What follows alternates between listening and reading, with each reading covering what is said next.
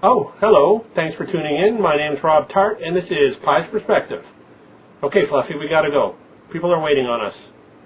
Fluffy? I'm messing around with a new lighting setting for about half an hour now, and I can't even tell if it looks like ass or not.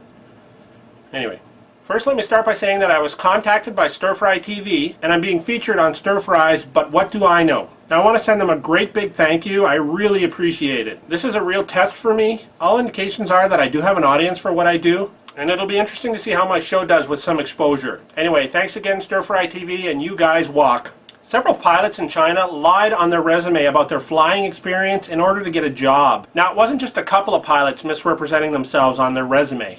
The Civil Aviation Administration of China said that they found 192 pilots that lied about their flying experience. Some of the pilots had their licenses revoked, but others were given the opportunity to retrain. Once retrained, they were allowed to return to the job. Now, authorities won't release the name of the airlines involved. Yeah, I guess not. Nothing hurts business more than having your airplanes flown by big fat fibbers. A news agency was quoted as saying, I gotta read this, "Due to the rapid expansion of the aviation sector in China," and I quote, "airlines turn a blind eye to fake records since they're happy to see more pilots certified by the administrative agency."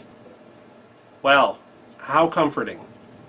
Okay, so people misrepresent themselves on their resumes all the time. But misrepresenting yourself for a pilot job is a whole new level of irresponsible. We're talking about a huge flying metal object that's full of human beings. It's not the kind of thing that you can just fake until you get the hang of it. You're risking people's lives. Still, it wouldn't take too long to figure out that someone had lied on their resume. Now here's some signs that a co-pilot should look out for that may indicate that the pilot's a big faker. If the pilot asks, "What do all those little dials and handles do?"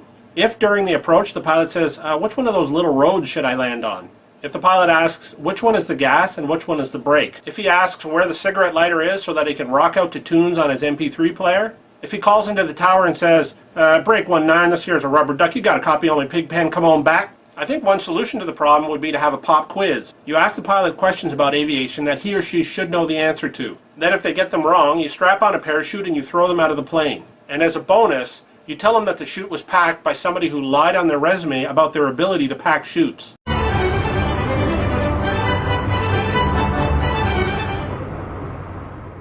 Alright, who wants ice cream? We have the thumbs upsicle, the subscribesicle, the 3-flavor favesicle, and the comment on a stick. Please, help yourself to anything you like.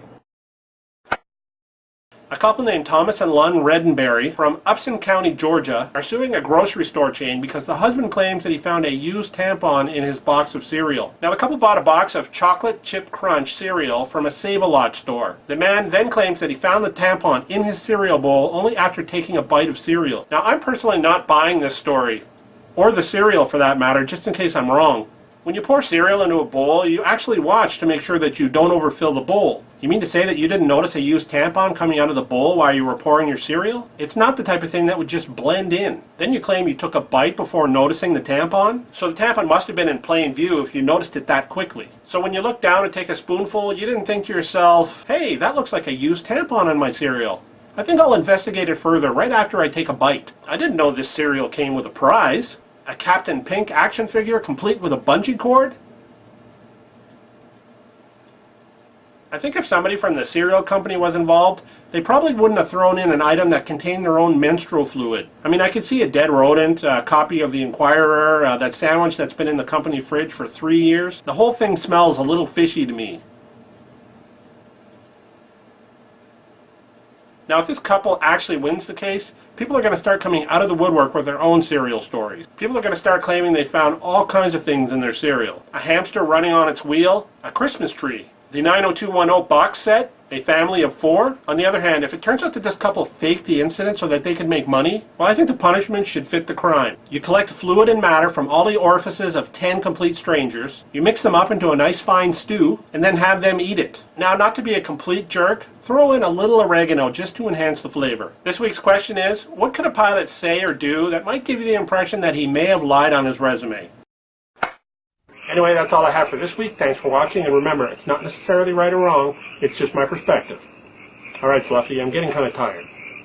Yeah, mule, yeah! No? Fluffy? Yeah. So, I knew, it wouldn't take too long to figure out. So here's some, A couple named Thomas and Lund are stewing. You mean to say that you didn't notice a used tampon coming out of the bar? Hey, that looks like a... Hey,